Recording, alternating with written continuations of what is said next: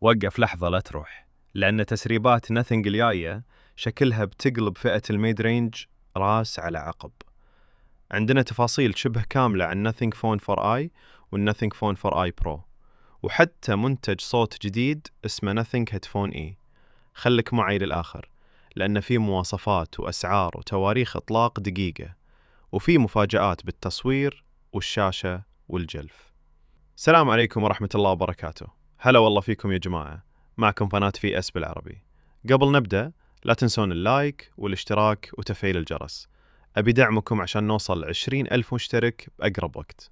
ويلا ندخل على التسريبات اللي طالعة قبل حدث Nothing الرسمي. موعد حدث Nothing الرسمي، Nothing أكدت رسمياً أن الحدث الجاي بيكون يوم 5 مارس 2026 الساعة 11:30 صباحاً بتوقيت فرنسا.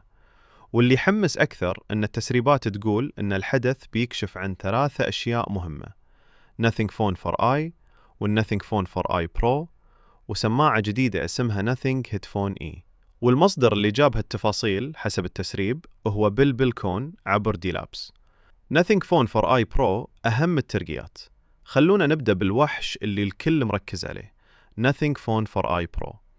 التسريب يقول أن الكاميرا الأساسية بتكون 50 ميجا بكسل من سوني ومعها مثبت بصري، بس اللي يخليك ترفع حاجبك بصراحة هو كلامهم عن زوم يوصل إلى 140 مرة. الرقم هذا لو طلع مضبوط وموزون بالمعالجة ممكن يعطيك مرونة تصوير خرافية على سعر متوسط.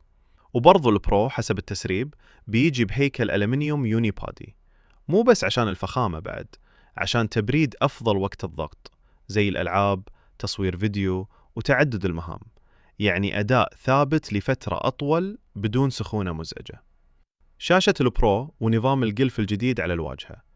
قدامنا شاشة كبيرة جدا مقاس 6.83 إنش بدقة 0.5K AMOLED وتردد يصل إلى 144 هرتز. شاشة كذا تعني سلاسة عالية جدا بالتمرير والألعاب، ومع آموليد بتاخذ تباين قوي وألوان حلوة. والأجمل لعشاق نثينج إن في كلام عن نظام إضاءة جديد اسمه جلف ماتريكس، يعني تطوير لفكرة لمبات نثينج الشهيرة، ويمكن يعطيك أنماط أكثر، تنبيهات أذكى وتفاعل أكبر، مو مجرد إضاءة عادية. Nothing Phone for I، المواصفات اللي ما هي بسيطة. لا حد يستهين بالنسخة العادية Nothing Phone for I لأنها برضو داخلة بقوة. التسريب يتكلم عن 3 كاميرات خلفية، كل واحدة 50 ميجا بكسل، وعندك تصوير واسع جدا بزاوية 0.6x، ومعه زوم يوصل إلى 70 مرة، يعني مرونة للتصوير من لقطات طبيعة إلى بورتريه إلى أشياء بعيدة. بالنسبة للسيلفي ومكالمات الفيديو، المتوقع كاميرا أمامية 32 ميجا بكسل، وهذا غالباً بيحسن التفاصيل ويخدم الإضاءة الضعيفة بشكل أفضل. التصميم والقلف بار. التصميم الشفاف حق نثينج غالباً مستمر، بس مع انحناءات أنعم وشكل أرتب. وعلى الخلف ممكن نشوف قلف بار مكون من 63 ميني ليدز للتنبيهات وتأثيرات الإضاءة، يعني هوية نثينج موجودة ومعها استخدام عملي أكثر. شاشة النسخة العادية والبطارية والشحن. الشاشة في Nothing Phone for I حسب التسريب مقاس 6.78 إنش بدقة 0.5K AMOLED مع تردد متغير من 30 هرتز إلى 120 هرتز. الفكرة هنا أن الجهاز يرفع التردد وقت السلاسة والألعاب وينزله وقت الثبات عشان يوفر بطارية. وبرضو في كلام أن البطارية بتكون أفضل من فون 3i ومع شحن سريع 50 واط، يعني تشحن أسرع وتفك نفسك من الانتظار الطويل. المعالج والأداء تحت الغطاء. Nothing Phone for I متوقع يجي بمعالج سناب دراجون سبن S Gen 4، وهذا انذكر بعد ما طلع على كايك بنش.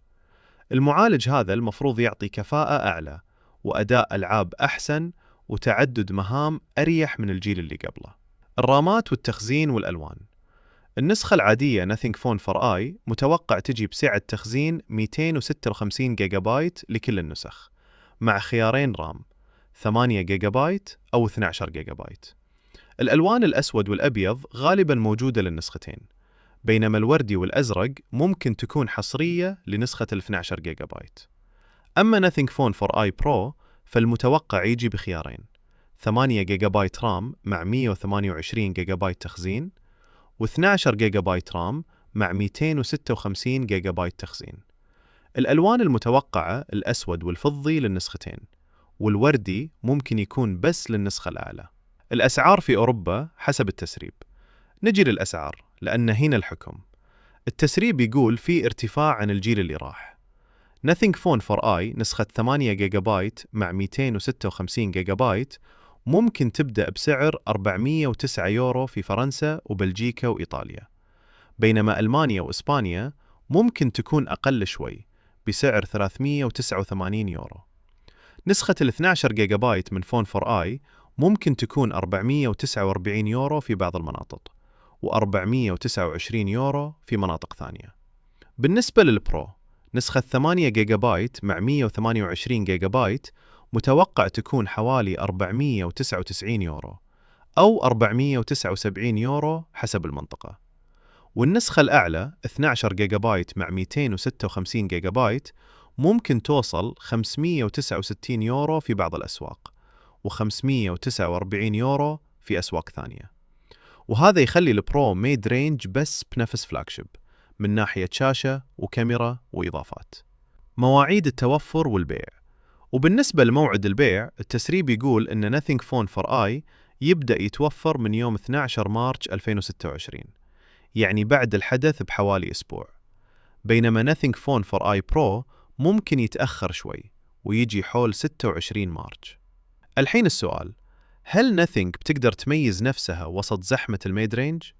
بنعرف كل شيء يوم 5 مارس. إذا عجبك الفيديو عطنا لايك واشترك في قناة في اس بالعربي، خلونا نوصل 20,000 مشترك.